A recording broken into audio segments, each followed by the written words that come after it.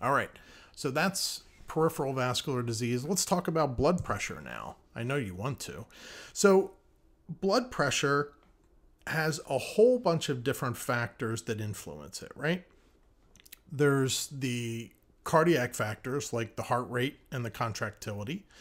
There's the circulating volume that goes into it, salt, aldosterone, etc. There's hormones like vasodilators and vasoconstrictors that contribute to this.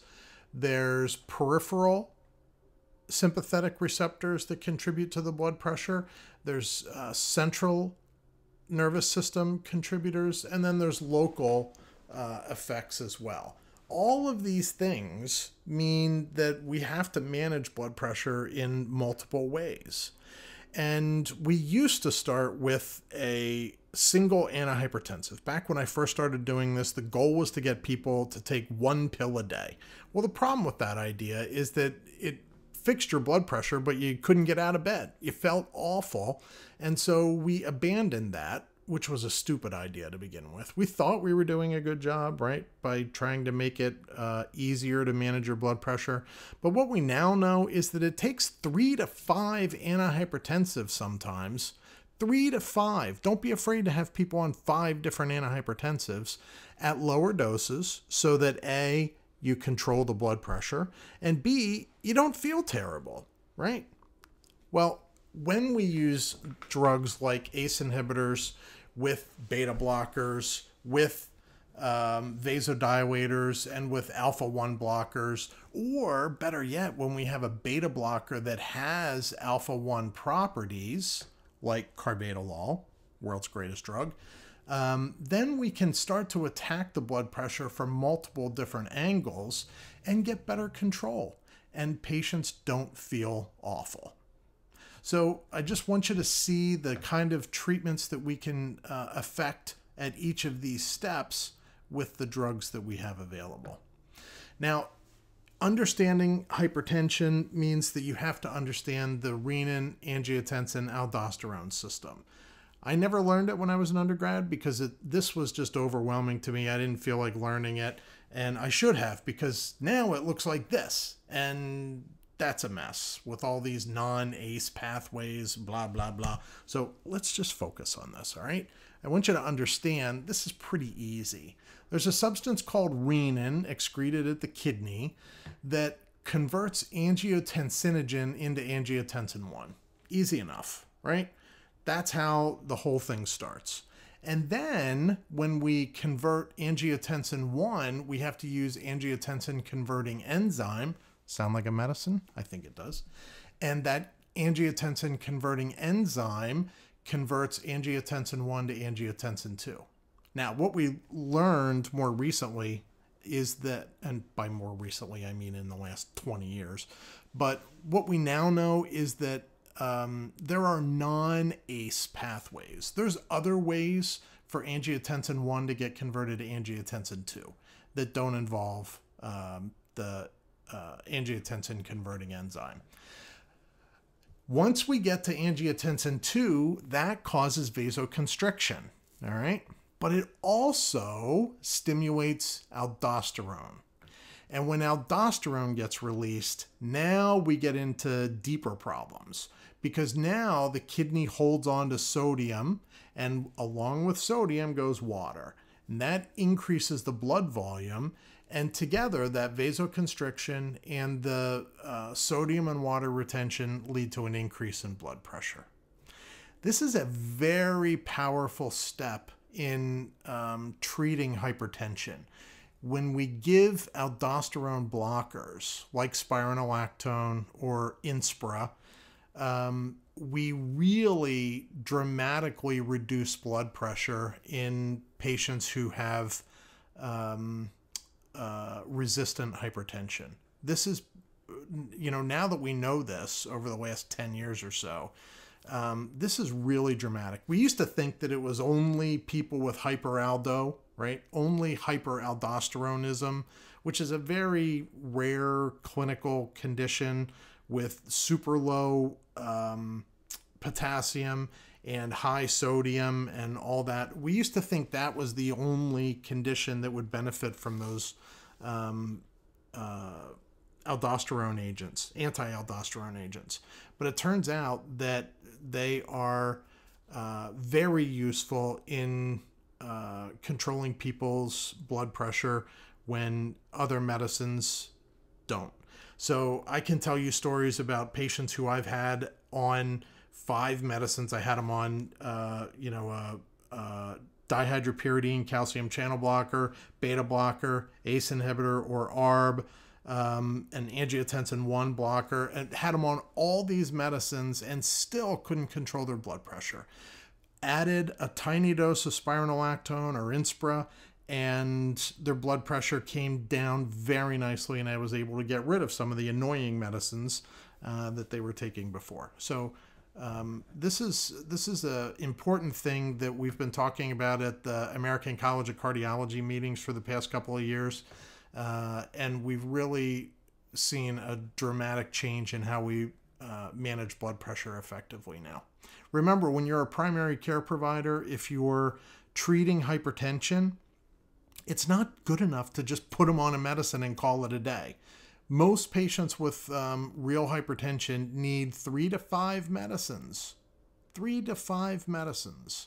So you gotta manage their blood pressure, and we're trying to get it down to less than 120 over less than 80 if you're under 60 or so, under 60 years old. All right, so let's look at chronic hypertension and how that's associated with atherosclerosis.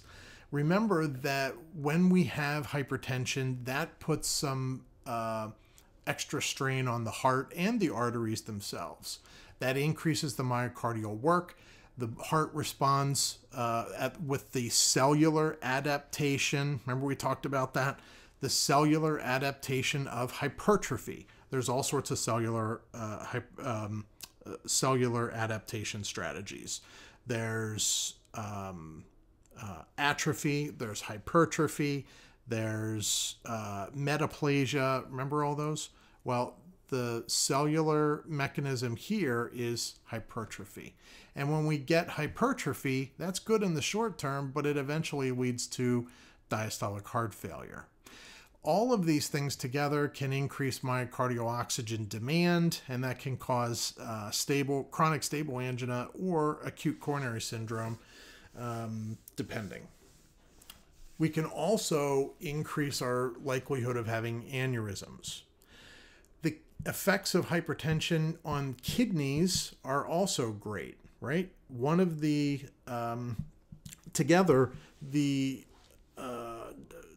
diabetes and hypertension account for about 80% of all chronic renal failure in the U.S. Hypertension is less than diabetes, but it's still a huge number. It's still a huge number. It's like 34% or something like that. So we need to treat the blood pressure aggressively. Blood pressure of less than 120 over less than 80 in patients who are under the age of 60, 70, pick a number. All right, but we want to address the blood pressure because we don't want it to become, we don't want the kidneys to get ischemia and then atrophy and cause end-stage renal failure. The brain gets an effect from hypertension and atherosclerosis too, because of increased blood pressure causing higher incidence of hemorrhagic stroke, and all of the vascular issues that are associated with hypertension can also lead to ischemic stroke too, right? Which is the most common of all the strokes. And then, of course, the eyes can have an effect from chronic hypertension as well, and we certainly don't want people becoming blind. So those are all the reasons that we want to treat hypertension aggressively. Remember earlier I said that when we have high blood pressure, our heart responds with the cellular adaptation mechanism of hypertrophy. Hypertrophy seems like a good idea to the cells, but over a long period of time, that makes everything worse. And the disease that we refer to as being caused by hypertension is hypertensive heart disease. It's the body's response to chronic hypertension, which is thickening of the left ventricle. Along with that goes an increase in aldosterone, which causes sodium retention, water retention, edema, higher blood pressure, all that stuff. And it's sort of a loop that never closes. The other thing that happens is that the heart hypertrophies, that thickness occurs that causes the heart to not relax well. When you have ventricular hypertrophy, you can imagine that there's a lot more energy used to contract it, and it doesn't relax very well. Think about the muscle head at the gym, right? He's always pumping iron and can't sit down. He's always yelling and carrying on, being annoying. That's because he's muscle bound and can't relax. The same thing is true with the left ventricle. When it's muscle bound, it can't relax very well. That means it doesn't fill well. And when it doesn't fill, the blood backs up into the lungs and causes heart failure. It's called heart failure with preserved ejection fraction, or diastolic heart failure. Eventually, though, this left ventricular hypertrophy burns itself out, and you get dilation of the ventricle. The ventricle dilates, you get mitral valve regurgitation, you get heart failure of reduced ejection fraction, and it's a big mess. So we really hope to prevent hypertensive heart disease. Once we get to this stage, we have limited options. We still want to treat the blood pressure aggressively, but there's been end organ damage already. So let's try to prevent it, right? Try and get these patients treated with antihypertensives quickly. Now, those things that we just talked about are typical of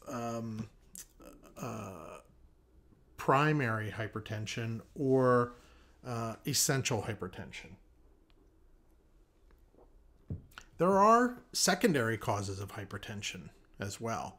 And think about things like renovascular disease, right? So when you have a blockage of the blood flow to the kidneys respond by being hyperaldo and increasing the renin angiotensinaldosterone contribution, and it raises the blood pressure, and it's hard to treat. Secondary causes of hypertension often cause us to have a lot of difficulty managing the blood pressure until we fix the underlying cause.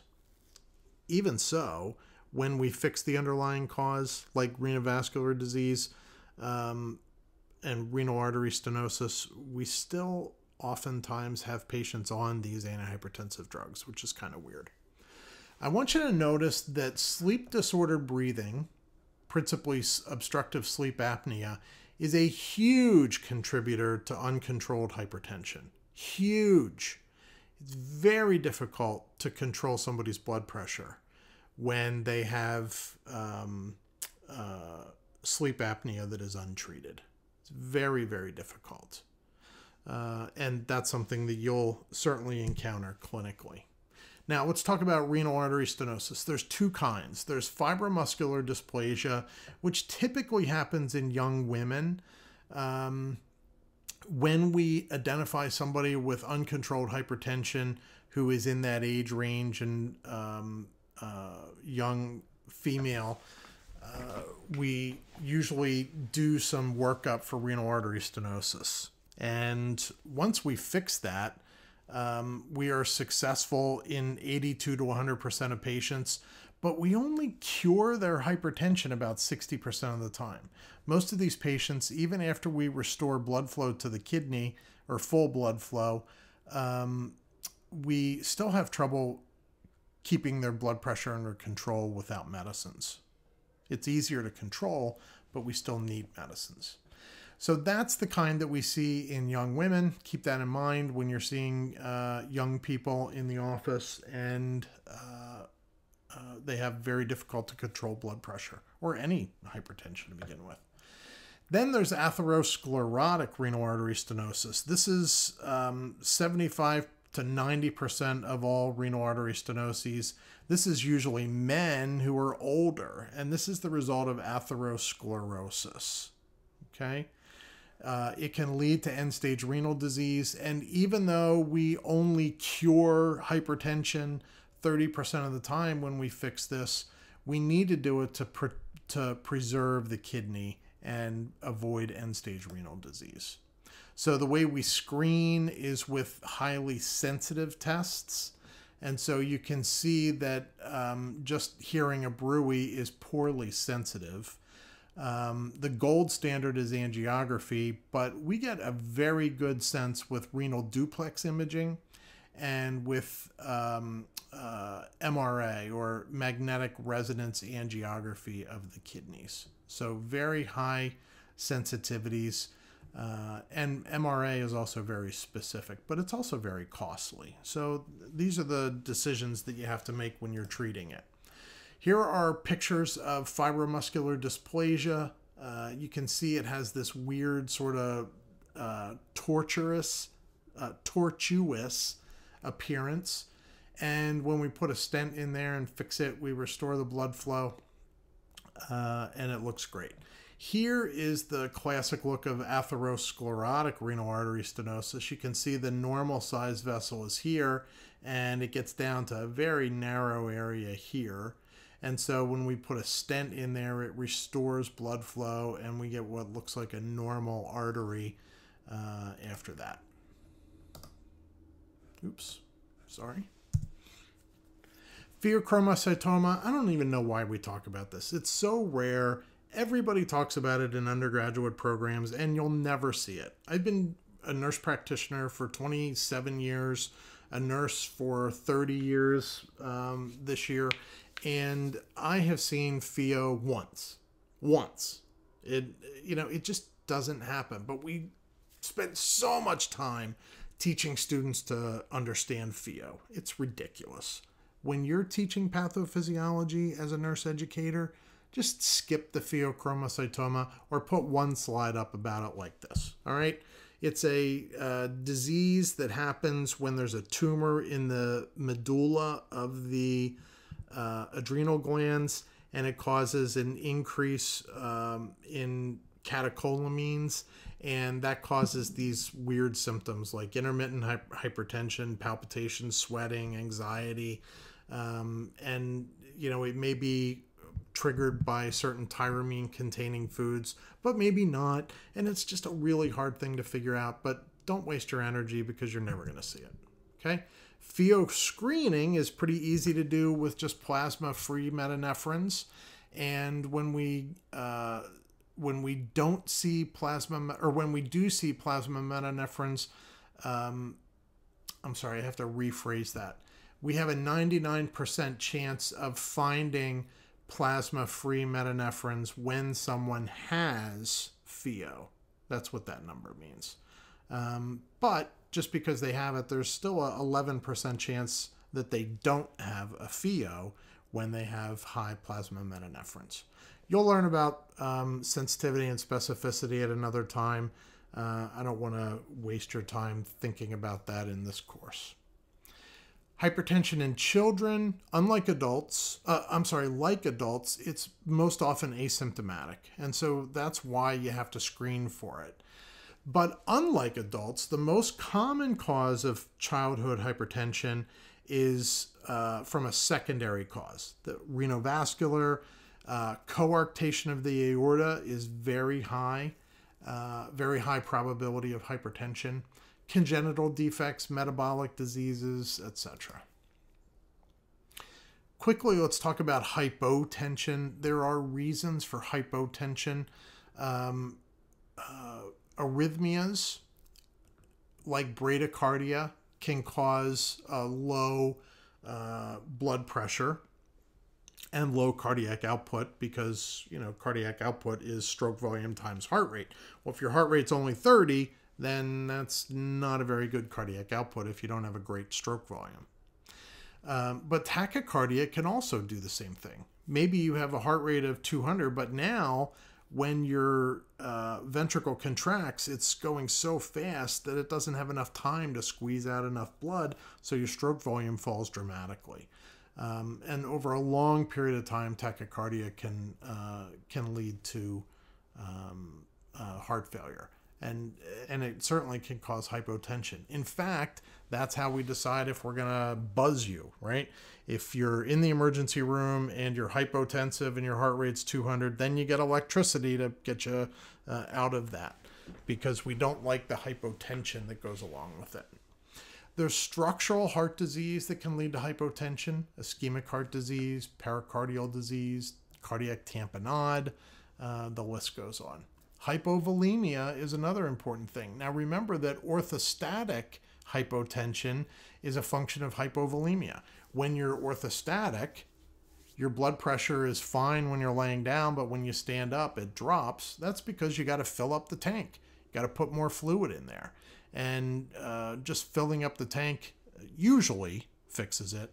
But in older adults with neurologic impairment, it becomes very difficult to manage their orthostasis. Drugs also contribute to that. That's important to know.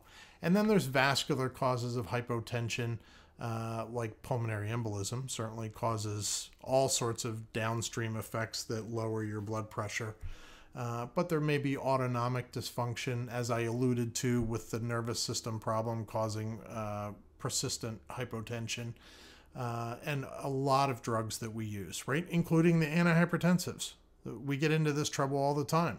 When the patient's laying down, their blood pressure is 200. When they're standing up, it's 50. And, what are you going to do about that?